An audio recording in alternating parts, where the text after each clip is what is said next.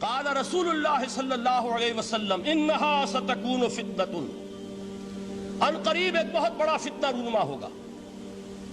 حضور نے خبر دی فتنے کی۔ حضرت علی فرماتے اس پر میں نے عرض کیا، میں نے عرض کیا مل مخرج منہا یا رسول اللہ، اے اللہ کے رسول اس سے نکلنے کا راستہ کون سا ہوگا؟ دیکھیے یہ لکھا ہوا ایگزٹ، نکلنے کا راستہ، اور عام طور پر آپ نے دیکھا ہوگا بڑے ہالز میں یہ سرخ روشنی ہوتی ہے، اس میں اس کا اہتمام کیا جاتا ہے کہ اگر خدا نہ خواستہ کوئی حادثہ ہو جائے لوگوں کو معلوم ہو نکلنے کا راستہ کون سا، یہ مخرج ہے۔ حضور نے خبر دی کہ فتنہ ہوگا۔ تو دیکھیے میں ایک بات عرض کیا کرتا ہوں، ذرا توجہ کیجئے، ہمارا حال کیا ہے؟ ہم بڑے ریشنلسٹ قسم کے لوگ ہیں، یہ زمانہ ریشنلزم کا ہے۔ اگر ہم ہوتے تو کیا پوچھتے؟ وہ فتنہ کیا ہوگا، کیوں ہوگا، کہاں سے آئے گا؟ ہمارے سوال یہ ہوتے ہیں، کب آئے گا، کیوں، کہاں، کب، کیسے؟ ان سب کی حیثیت علمی سوالات کی ہے۔ بھائی کب آئے گا ایک علم ہے، کیسے آئے گا علم ہے، کہاں سے آئے گا علم ہے، لیکن اصل جو عملی اعتبار سے اہمیت والی شے ہے، بچاؤ کا راستہ کون سا ہوگا محمد الرسول اللہ، یہ بتائیے ہم۔ مل مخرج منہا یا رسول اللہ، حضرت علی نے یہ نہیں پوچھا فتنہ کیا ہوگا، کہاں سے آئے گا حضور، کیوں آ جائے گا، کب آ جائے گا، نہیں، مل مخرج منہا یا رسول اللہ، اے اللہ کے رسول یہ بتائیے کہ جب وہ فتنہ رونما ہوگا تو نکلنے کا راستہ کون سا ہوگا؟ اس کا جواب ہے، ارشاد فرمایا محمد رسول اللہ نے، کتاب اللہ، اللہ کی کتاب ہے وہ مخرج، یہ کتاب ہے کہ جس کو تھامو گے تو فتنوں سے محفوظ رہو گے۔ اس کے بعد آپ فرماتے ہیں فیہ نبأ ما قبلکم وخبر ما بعدکم وحکم ما بینکم، اس میں تم سے پہلوں کی بھی خبریں موجود ہیں، عاد اور سمود اور قوم نوح اور قوم ہود اور قوم لوط اور قوم صالح اور آل فرعون، یہ کون ہے؟ من قبلکم، تم سے پہلے، وفیہ خبر ما بعدکم، جو کچھ تمہارے بعد ہونے والا ہے اس کی خبریں بھی موجود ہیں، لیکن وہ کیسے ہوں گی؟ وہ بٹوین دی لائنز ہوں گی، وہ بین السطور ہوں گی۔ ان کے لیے انسان کو، آپ کو معلوم ہے کہ عبارت میں سطور ہوتی ہیں اور ایک درمیان میں ہوتا ہے، ان کے کچھ لکھا ہوا نہیں ہوتا۔ You have to read between the lines۔ قرآن میں بعد میں آنے والے حالات بھی درج ہیں، لیکن اس طرح نہیں جیسے کہ پچھلے حالات درج ہیں۔ اس کے لیے ذرا ان ڈیپتھ پونڈرنگ اوور، غور و فکر اور تدبر کی ضرورت ہوگی۔ وَحُکْمُ مَا بَيْنَكُمْ، اور جتنے اختلافات تمہارے اندر پیدا ہوں گے تا قیام قیامت، ان سب کا فیصلہ بھی اس کتاب میں موجود ہے۔ وَهُوَ حَبْلُ اللَّهِ الْمَتِينُ وَهُوَ الذِّكْرُ الْحَكِيمُ، یہی تو ہے وَهُوَ الصِّرَاطُ الْمُسْتَقِيمُ، سیدھا راستہ، اور کون سا؟ یہی قرآن تو ہے۔ ہر رکعت میں کہتے ہو اهْدِنَا الصِّرَاطَ الْمُسْتَقِيمُ، اور قرآن دیا ہوا ہے اس پر غور نہیں کرتے۔ عجیب تماشا ہے ہمارا، نماز کی ہر رکعت میں اهْدِنَا الصِّرَاطَ الْمُسْتَقِيمُ، اور حضور فرمایا وَهُوَ الصِّرَاطُ الْمُسْتَقِيمُ، صراط مستقیم یہ قرآن ہی تو ہے، الذکر الحکیم یہ قرآن ہی تو ہے، وَهُوَ حَبْلُ اللَّهِ الْمَتِينُ، اور یہی ہے اللہ کی مضبوط رسی۔ آپ نے قاری صاحب سے وہ آیات سنی سورہ آل عمران کی، وَاعْتَصِمُوا بِحَبْلِ اللَّهِ جَمِيعًا وَلَا تَفَرَّقُوا، اللہ کی رسی کو مضبوطی سے مل جل کر تھامو اور تفرقے میں مبتلا نہ ہو۔ تفرقہ ہوگا تو کیا ہوگا؟ تمہاری ہوا اکھڑ جائے گی۔ آج آپ کو معلوم ہے دول عرب اگر یہ یکجا ہو جائیں، ایک دن کے لیے اسرائیل قائم نہیں رہ سکتا، امریکہ نہیں، امریکہ کا باپ اسے قائم نہیں رکھ سکتا۔ اگر امت عرب ہی جمع ہو جائے، عالم اسلام تو بڑی شے ہے، جو وسائل ان کے پاس ہیں، جو اللہ تعالیٰ نے ان کو نعمتیں عطا فرمائی ہیں، لیکن افتراق، انتشار، اختلاف، جتھے بندی، گروہ بندی، دھڑے بندی، اس نے اسرائیل کا خنجر ان کے سینے میں پیوست کیا ہوا ہے۔ اس لیے کہ فَتَذْهَبَ رِيحُكُمْ، اگر تم اختلاف کرو گے تو تمہاری ہوا اکھڑ جائے گی، آج وہ ہوا اکھڑ چکی ہے۔ تو فرمایا وَاعْتَصِمُوا بِحَبْلِ اللَّهِ جَمِيعًا وَلَا تَفَرَّقُوا، اللہ کی رسی کو مضبوطی کے ساتھ مل جل کر تھامو اور تفرقے میں مت پڑو۔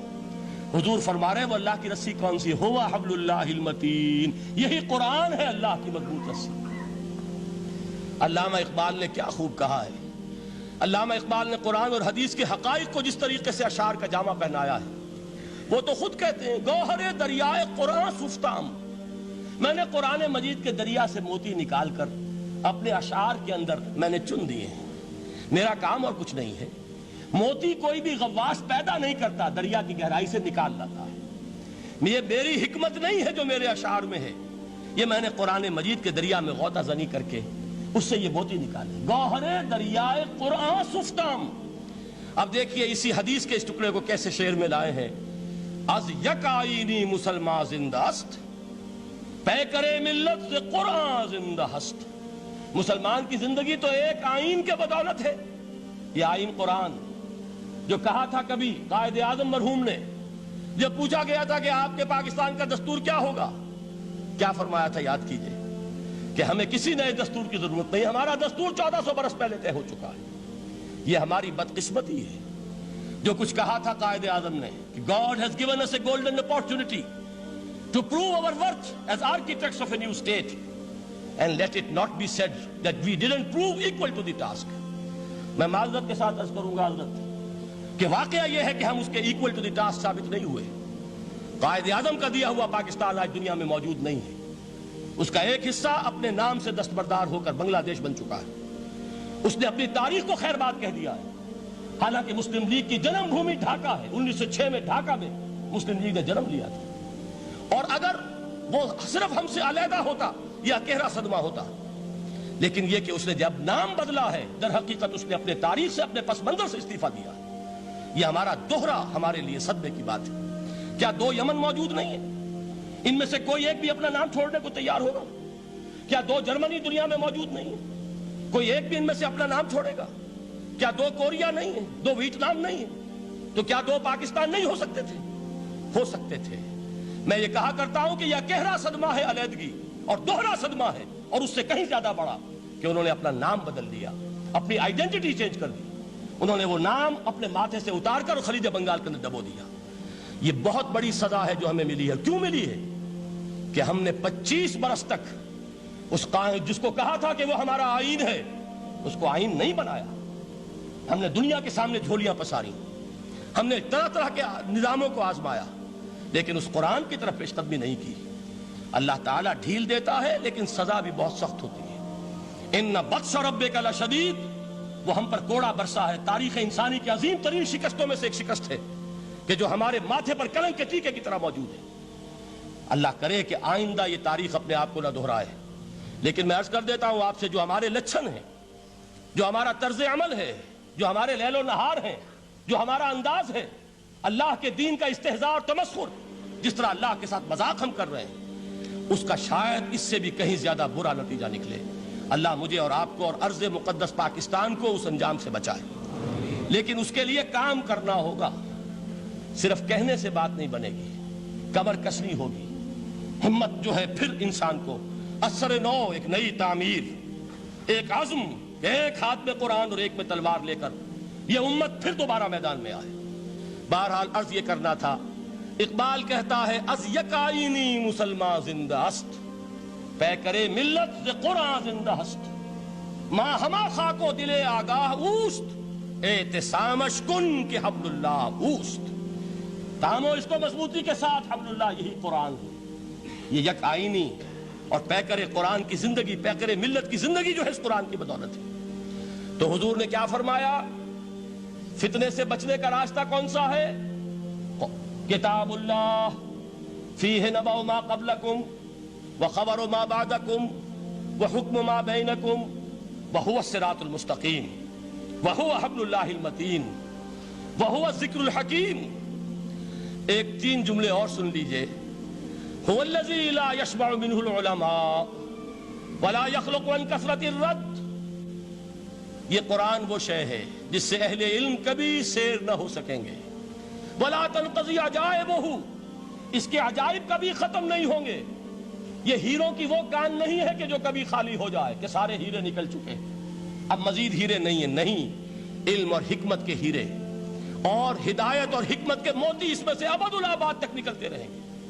ضرورت صرف کھودنے کی ہے۔ میں نے وہ لفظ استعمال کیا تھا، آج کا قرآن کھودنا ہوگا، آج کی ہدایت اس قرآن سے نکالنی ہوگی۔ قرآن جب نازل ہوا آن دی سرفیس، بالکل ظاہر وہ تھی اس کی ہدایت جو اس دور کے لیے ضروری تھی۔ ہمیشہ کی ہدایت اس کے اندر رکھ دی گئی ہے، اس میں مضمر ہے، اس میں چھپی ہوئی ہے، اس کے لیے تدبر کی ضرورت ہے۔ کتاب انزلناہ الیک مبارک لِيَدَّبَّرُوا آیَاتِهِ وَلِيَتَذَكَّرَ أُولُو الْأَلْبَابِ، لوگ تدبر کریں، اس کی گہرائیوں کے اندر غوطہ زنی کریں۔ لا تنقضی عجائبہ، اس کے عجائب کبھی ختم نہیں ہوں گے۔ ولا یشبع منہ العلماء، اہل علم کبھی اس سے سیر نہیں ہوں گے۔ آپ کو سخت بھوک لگی ہوتی ہے اور کھانا کھانے کی تھوڑی دیر کے بعد اب آپ کا ہاتھ رک جاتا ہے، سیر ہو گئے، بہترین کھانا ہے لیکن نہیں کھا سکتے۔ اگر عام حالات میں وہ آتا تو کبھی نہ چھوڑتے، لیکن اب وہ آپ کا میزبان کہہ رہا کچھ اور لیجئے، تناول فرمائیے ذرا، یہ بھائی نہیں میں اب بھر چکا، یہ آپ کہتے ہیں کہ نہیں؟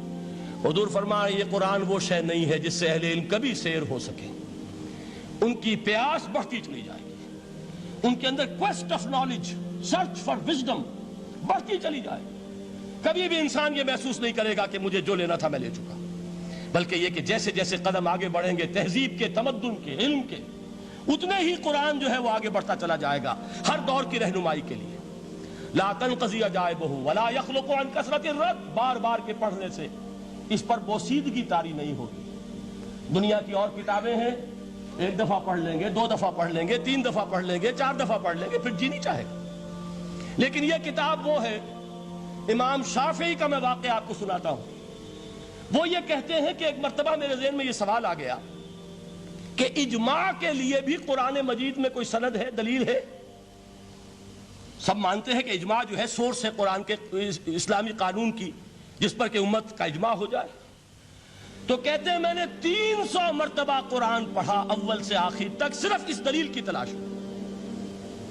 300 مرتبہ مجھے نہیں ملی، 301ویں مرتبہ جب پڑھ رہا تھا مجھے روشنی مل گئی۔ وہ یبتغی غیر سبیل المومنین کے جو الفاظ آئے ہیں، نولہ ما تولی ونصلہ جہنم، جو کوئی شخص مسلمانوں کے راستے کو چھوڑ کر کوئی اور راستہ اختیار کرے گا ہم اسے اسی کے حوالے کر دیں گے اور جہنم میں پہنچا دیں گے۔ معلوم ہوا مسلمانوں کا جس پر اجماع ہو جائے اس کو بھی ایک سند حاصل ہے، یہ مسلمانوں کا